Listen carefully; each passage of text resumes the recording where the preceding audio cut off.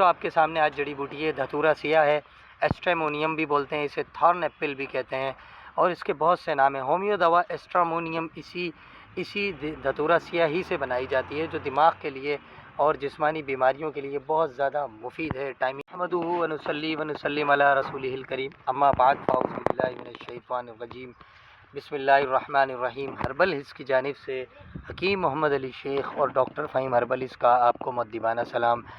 ناظرین، اس سے قبل کہ میں آج کی جڑی بوٹی کا آپ سے تعارف کراؤں اور اس کی بہت خاص معلومات آپ تک پہنچاؤں، میں یہ چاہوں گا کہ آپ ڈاکٹر فہیم ہربل ہلز صاحب کی خدمات سے جو کہ وہ طب میں انجام دے رہے ہیں وہ سرفراز ہوں۔ تو ڈاکٹر فہیم ہربل ہلز صاحب اس وقت مطب کرتے ہیں herbal hills pharma and clinic پر، انچولی سوراب گوٹ پر آپ کا شہدائے کربلا کے نزد آپ کا مطب ہے۔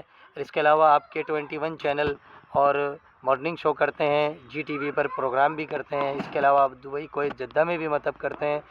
تو آپ کی بہت سی خدمات ہیں ناظرین، نیچے دیے گئے نمبر پر آپ ان سے رابطہ بھی کر سکتے ہیں اور ادویات بھی منگوا سکتے ہیں۔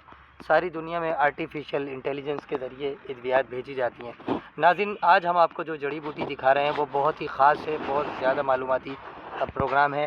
یہ جو آپ کے سامنے آج جڑی بوٹی ہے دھتورا سیاہ ہے، ایسٹریمونیم بھی بولتے ہیں اسے، تھارن ایپل بھی کہتے ہیں، اور اس کے بہت سے نام ہیں۔ ہومیو دوا ایسٹرامونیم اسی دھتورا سیاہ ہی سے بنائی جاتی ہے، جو دماغ کے لیے اور جسمانی بیماریوں کے لیے بہت زیادہ مفید ہے، ٹائمنگ کے لیے بہت ہی مفید ہے۔ ناظرین، اس کی آپ شناخت کر لیں۔ اس کے ہر پتے میں اس طرح کا نشان ہوتا ہے، ایک پتا آدھا انچ اوپر ہوتا ہے اور ایک پتا آدھا انچ نیچے ہوتا ہے۔ یہ آپ ہر پتے میں دیکھ لیں کہ اس کی یہ مخصوص نشانی ہے۔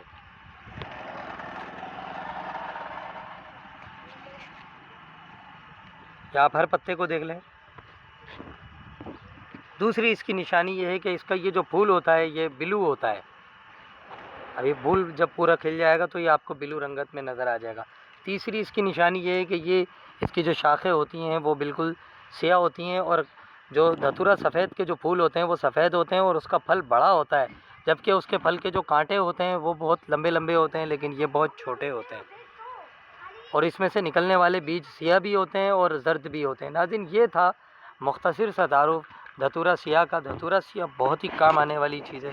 ناظرین، اگر کوئی بھی شخص اس کے بیج کو نکال کر حاصل کر کے اسے سائے میں خشک کر لے، اور کسی بھی طرح کا پرانے سے پرانا نزلہ جو اسے ختم نہ ہوتا ہو اور اسے نزلہ پانی کی طرح بہتا رہتا ہو، صرف 4 دانے پھل میں سے نکال کے اگر وہ استعمال کر لے تو نزلہ میرے خیال میں 2 سے 3 منٹ کے اندر اسے بہتا ہوا پرانا نزلہ ختم ہو جاتا ہے۔ مزید یہ کہ وہ 1-2 دن اور مزید اس کا استعمال کر لے، لیکن دوران استعمال دودھ کا استعمال بہت زیادہ کرے، چونکہ یہ جڑی بوٹی بہت خشک مزاج کی ہوتی ہے، اس لیے دودھ پینا لازم ہے۔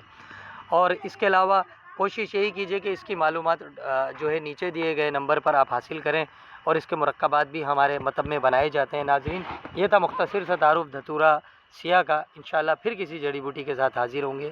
فی امان اللہ۔